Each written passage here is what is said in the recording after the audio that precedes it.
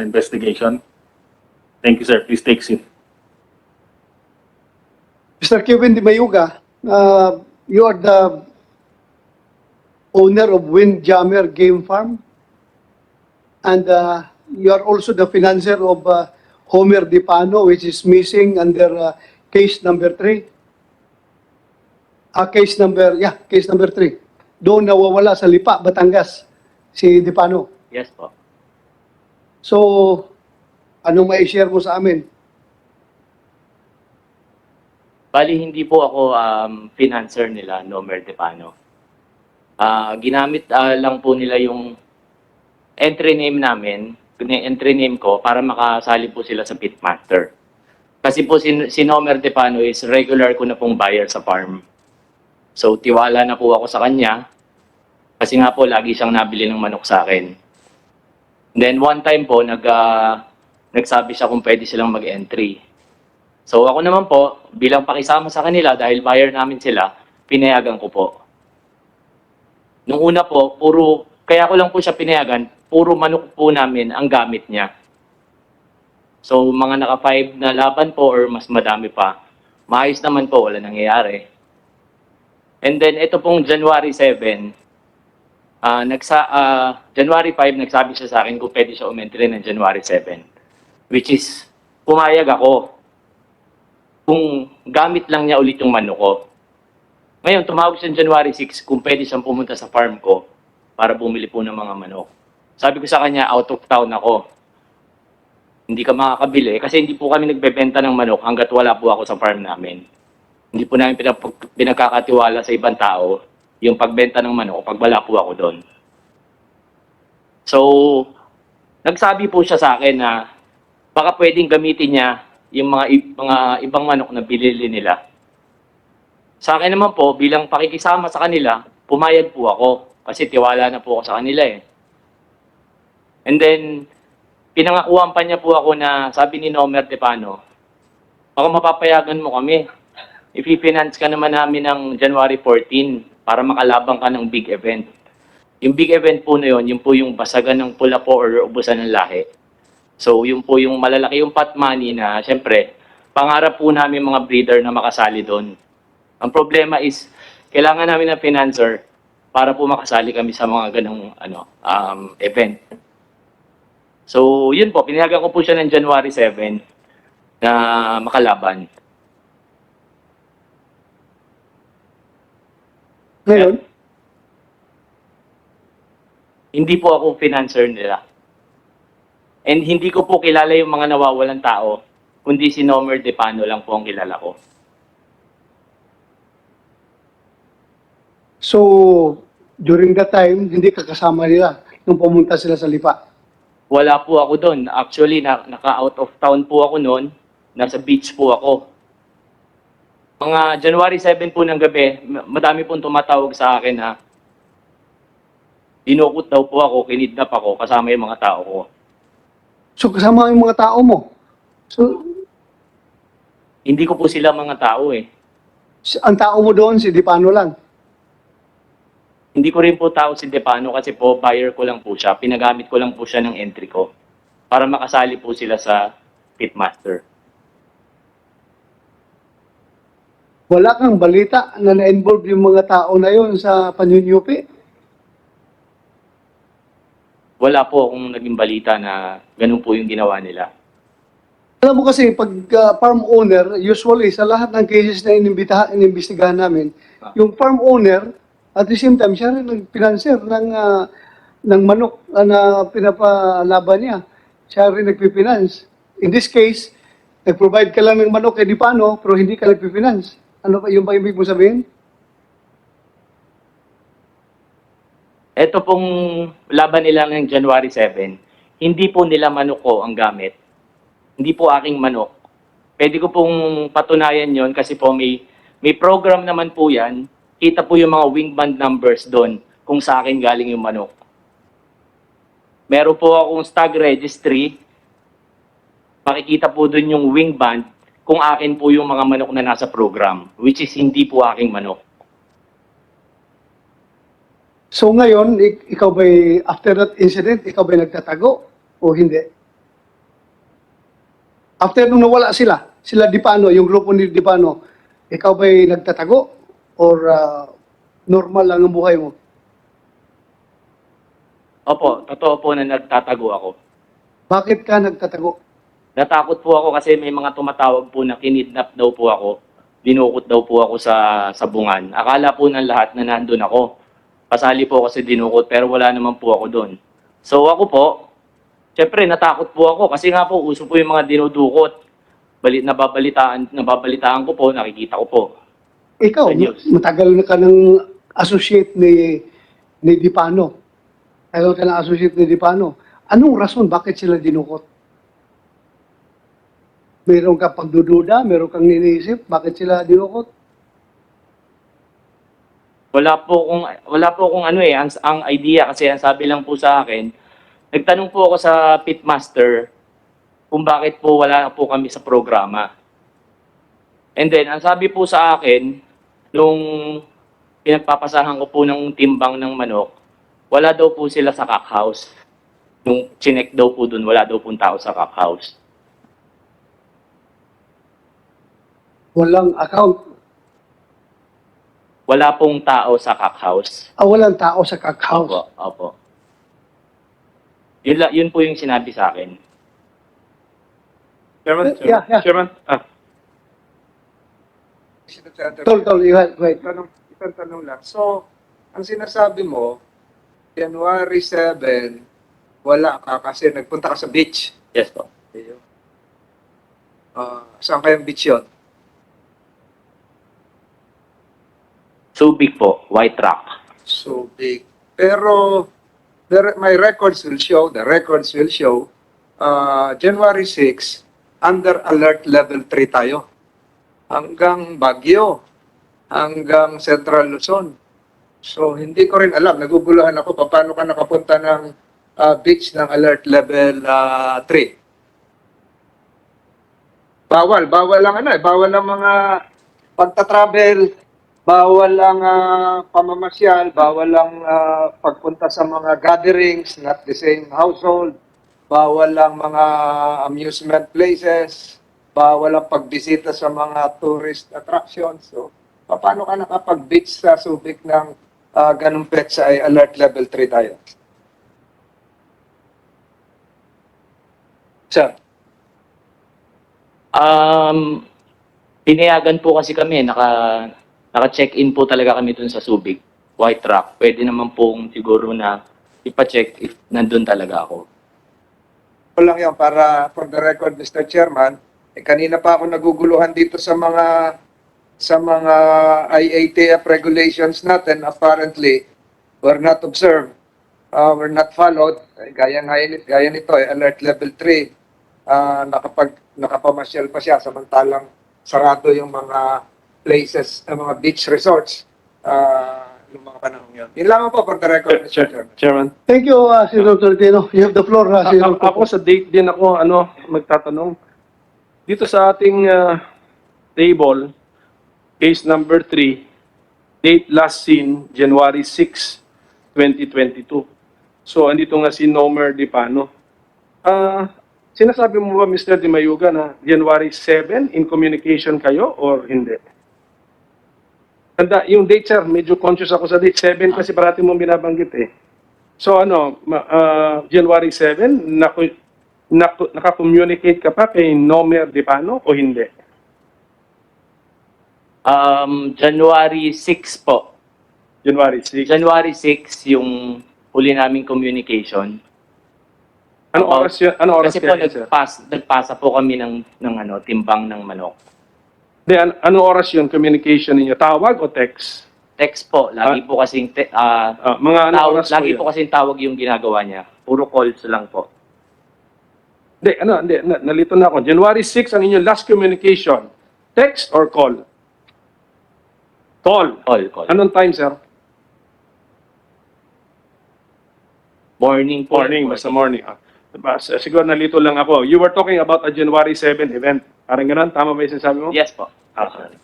Sige. So ikaw rin, ang testimony mo, as far as Mr. Nomer Dipano is concerned, ang last communication ninyo, umaga ng January 6, 2022. Mhm.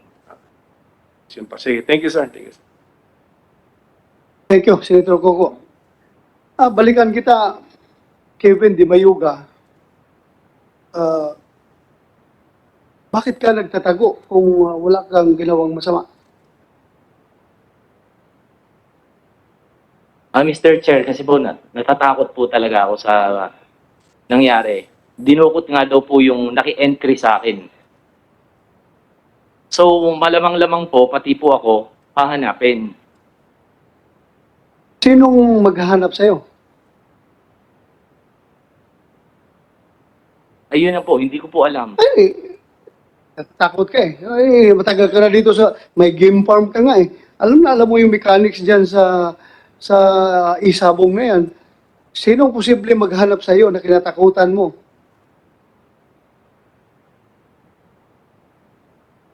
Wala po akong idea. Wala po akong idea kung sino po yung mga nandudukot. Hindi ko po alam. Wala po akong idea talaga kung ano yung, sino yung mga ganun tao. Mr. Chair, wala po ako talagang alam. So, kung sila, kayong nawawala na grupo ni Dipano ay involved sa game fixing or yung panunyupi, masasabi mo ba na you are not a party to it? Hindi ka kasama doon? Dahil manok mo ang dala-dala ni Dipano? Mr. Chair, hindi po manok namin ang gamit nila, Mr. Depano.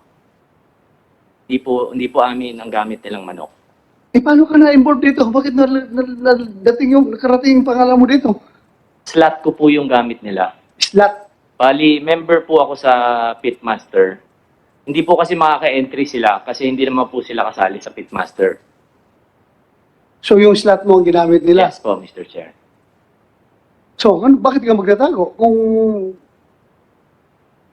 sila ang gumawa ng kalukuhan. Mr. Chair, natakot lang po ako. Okay, sige. Natakot lang po talaga ako. Salamat ha. Salamat sa iyong kwan. Huwag ka matakot sa akin ha. Ay, po. Mabait ako na tao. Huwag kang matakot. Yung katakutan mo, yung masasamang tao. Ako po ay kakampi mo. Kaya kung matino ka, kakampi kita. Nga po. Ha? Kala matakot. Relax ka lang dyan. Maraming salamat. You are excused. Ha? Salamat sa pagpunta mo dito. Thank you po. Salamat. Okay. Thank you. May we call on Mr. Engineer Barry Barican.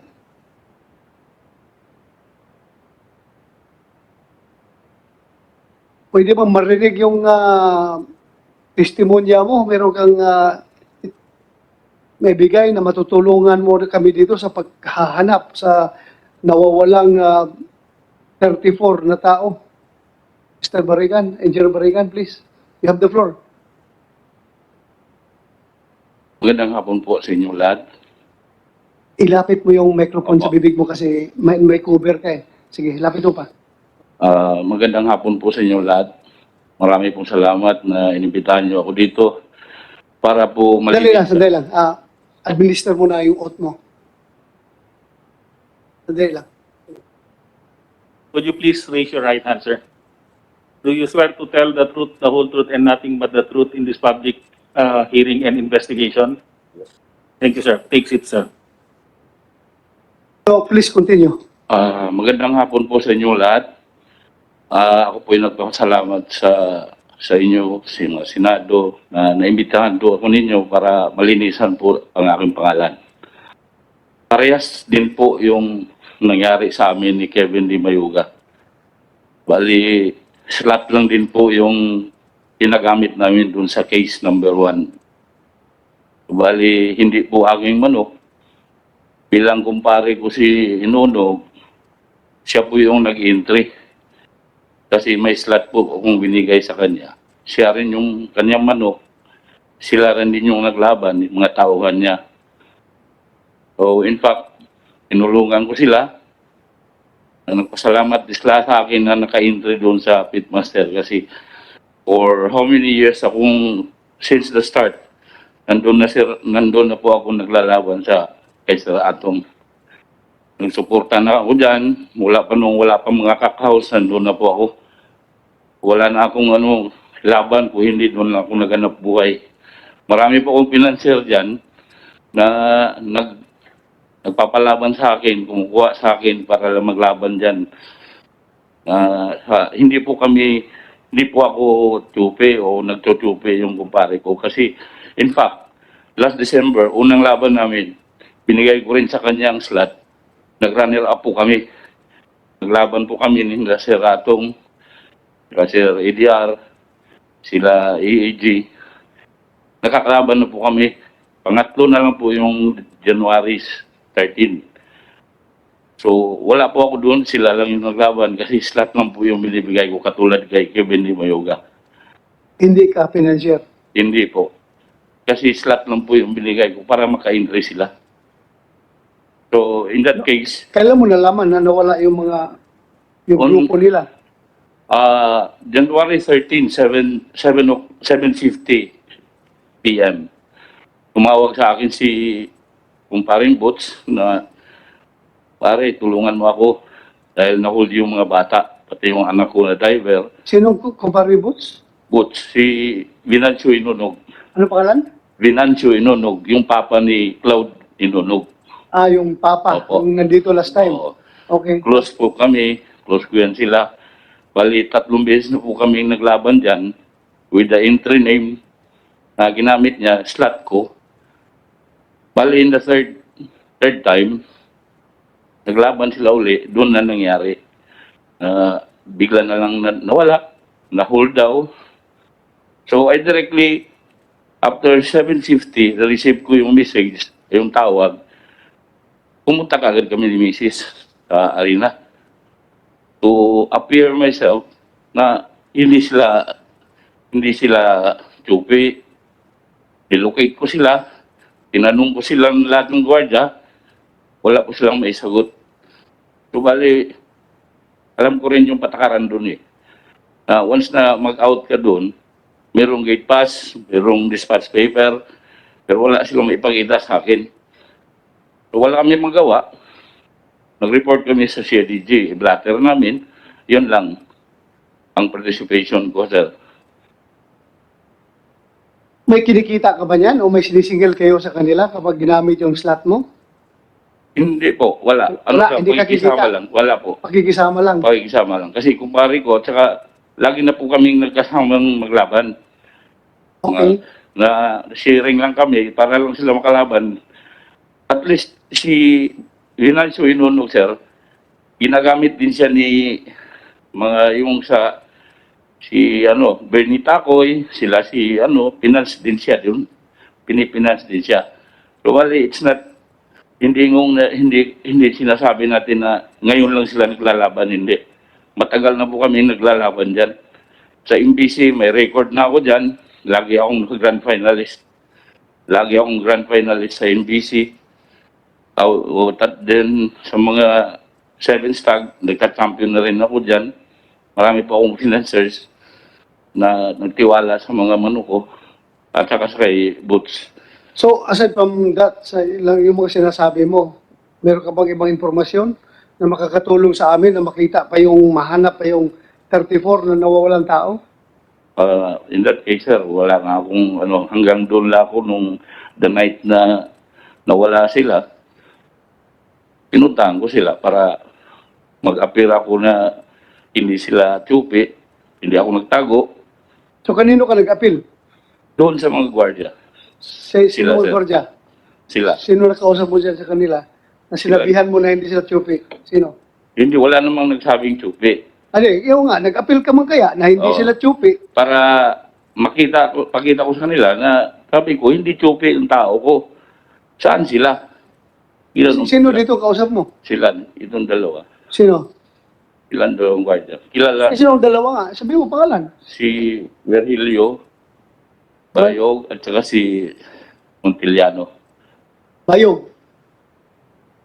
Bayog, isang Kamatilyano. Tsaka Robert. Do you confirm na naglalapit siya sa iyo at nag-appeal na malinis yung mga bata niya? Ang that Bayo? time, Your Honor. Ha? Nung una yung pag-assume ko, pumunta sila mga around 10 to 11. Yeah. Pero hindi naman masyado namin maintindihan yung mga inihingi nila kasi wala akong alam dun. Ang bilis mo naman magsabi ka gano'n, walang alam. Yes, Ang sir. tanong ko nga, yung lumapit ba siya sa iyo at Yes po. nag-appeal? Bakit Yes ka po. magpunta ka agad sa wala kang alam? Yes po. Masyado kang defensive. Opo. Ha? Lumapit siya sa iyo. Nagsabi na walang Yes po. malinis yung yung bata niya. Yes po. Ano naman ang sabi mo sa kanya? Ay, yun na nga, sabi ko, tahimik lang tayo, relax lang tayo kasi pag-assume ko, pero na, kasi hindi lang dyan ako nakapisto eh, nandun din ako sa kabila. So, yun na ang tinawag ko itong assist ko, kung kasama ko, kung alam niya rin. Ikaw, Mr. Robert Mateliano, Mateliano. confirm mo na lumapit siya sa inyo at nag-explain na hindi gano'n yung tao niya? Your Honor, doon ko nalaman na naghahanap sila ng kasama nila. Kasi during that time, Your Honor, yung duty ko po, alas 7 ng umaga, Masimple lang tinatanong ko sa iyo, ha? Direkta kang sumagot. Lumapit ba siya sa inyo? Kasi sabi niya, Matiliano at Bayog, nakiusap na yung kanyang tao ay hindi naniniupi. Nag-explain ba siya? Totoo ba yung sabi niya? hindi po, wala naman sa po sinabi sa amin na hindi nanininupo yung tao. Wala sa po sinabi sa amin. Hinahanap lang nila po yung tao nila. Ano ngayon ang sabi mo nung hanap nila yung tao nila? Sabi ko po, base sa record ng logbook, yung mga kasama nila po, Your Honor, nakalabas na po. Tapos na po yung laban nila dito po sa Manila area Wait, po. sandali ha, kung magsalita ka, you speak, magrespeto ka sa committee na ito ha. Huwag yung pabagsak na salita ha. Ha? Magrespeto ka dito. Magpakita ka ng respeto, magsalita ka ng malumanay at walang ibang siga dito. Ako lang, as chairman of this committee, hindi ka pwede maging siga dito. Ha? I'm reminding you, Mr. Matiliano. Kape po, Your Honor. Sige, continue. Yun nga po lumapit siya sa amin po. Nagtatanong kasama niya. Pero wala po sa sinabi na yung mga kasama niya po hindi tsupi. Wala po siyang sinabi sa amin po, for Your Honor. Okay, thank you. Bakit nga kayo napunta doon? Bakit kayo pumunta doon sa Manila Arena? I use this microphone. Tumawag si kumparing Binancio sa akin, sir, na magpatulong na i-claim yung mga tao. So, bali, pinuntahan ko agad siya. Inalalayan ko siya na ako mismo na gano'n kasi aking entry name, aking pangalan nandoon. Pero hindi aking manok. Sila lang yung nag-entry doon. So, bali, tulong ko sa kanila. Ano naman nalaman ng kumpare mo na na-hold yung... Tumawag yung anak niya, sir, nung sinundo na sa arena yung yung mga naglalaro. Tumawag, before sila na-abduct, tumawag si Cloud kay papa niya. Ano sinabi? Pa, bakit pinasok sila sa van? Tapos pati ako, papasok. Tapos merong isang taong umagaw. Sino yan? Yan ang kwento sa akin ni Boots. Na dumiritso agad ako. Yung testimonya mo lang yan is confirm yan. During the last hearing, Opo. sinabi yan ni Mr. Inunog. Opo, kasi yan po Ganun yung na nangyari. sinabi sa akin sa So, telepono. Ikaw ay kumbinsido na na-hold sila doon sa Manila Arena kaya ikaw sumama. Tinulungan ko sila po kasi nagpatingin tulong na iano mo kasi kilala ka doon. Na sabi ko, sige, puntahan ko kagad. Kami dalawa ni Mrs. Pumunta kami kagad sa arena para i-claim sila na i-present ko sa kanila na tauhan ko sila kunyari. Para lang makalabas sila kung anong may problema sa loob. Eh wala na po doon.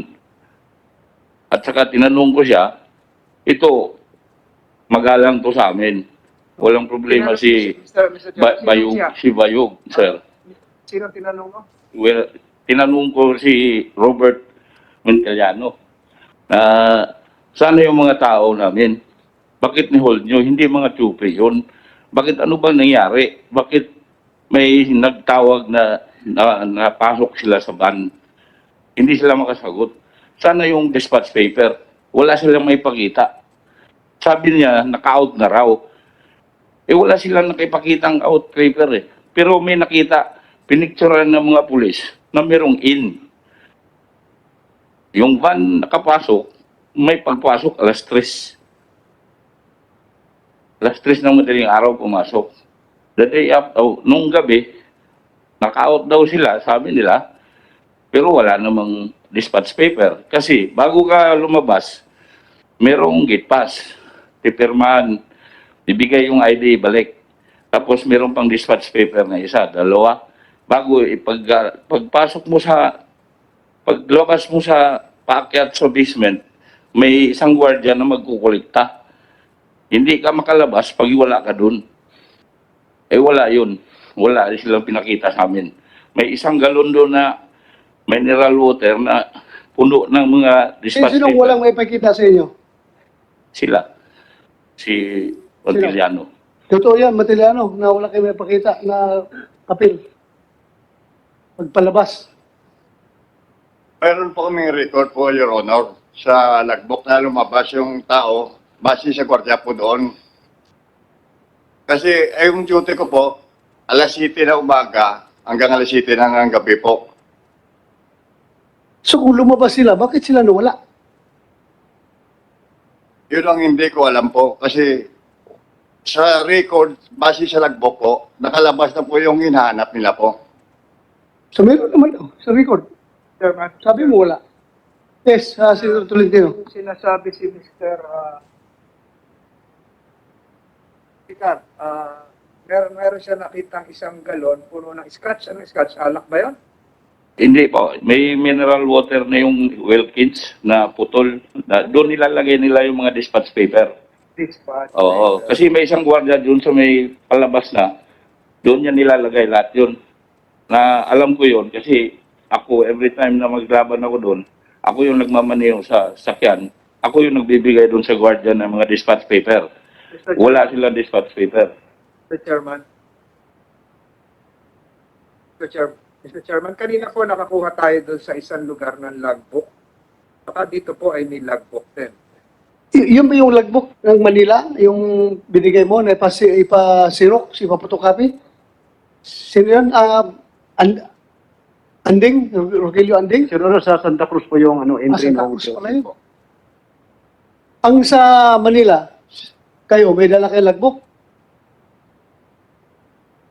Meron po. Ibigay ninyo sa komite. Kumsek, i-xerox nyo. Xerox, photocopy.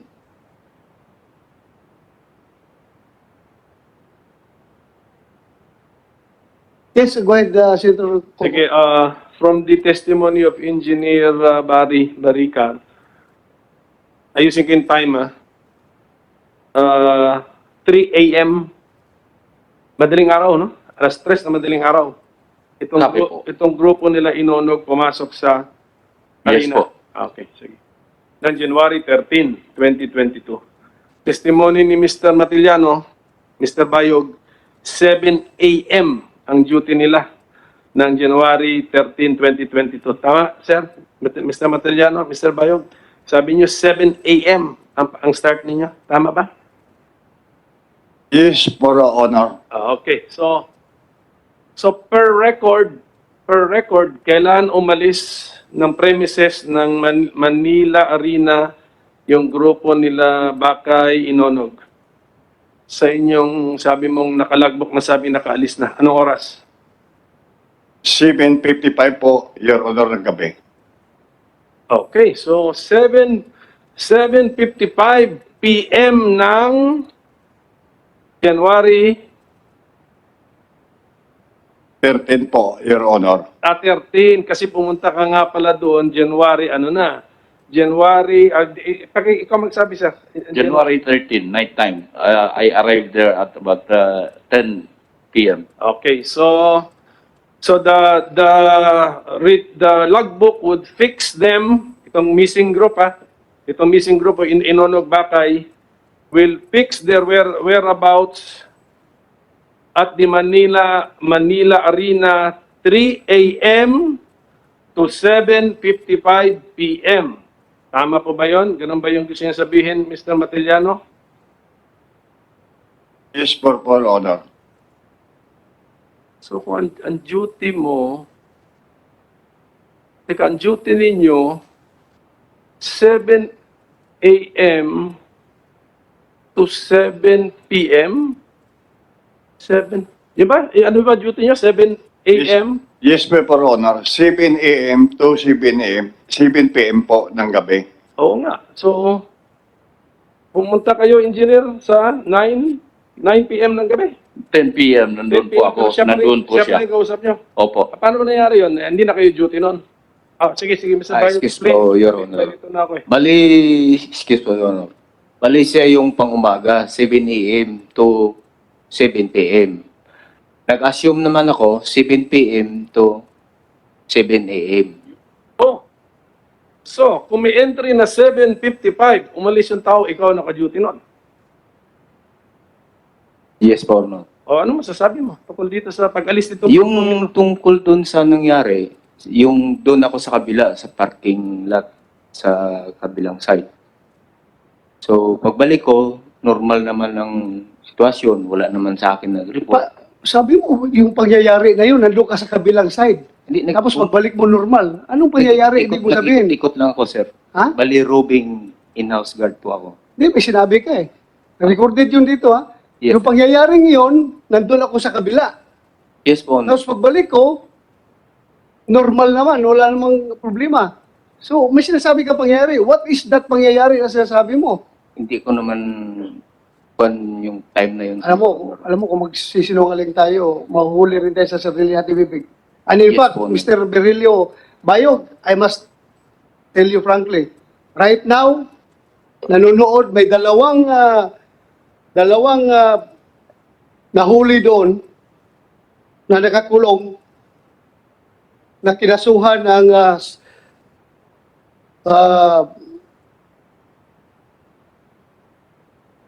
anong date ito?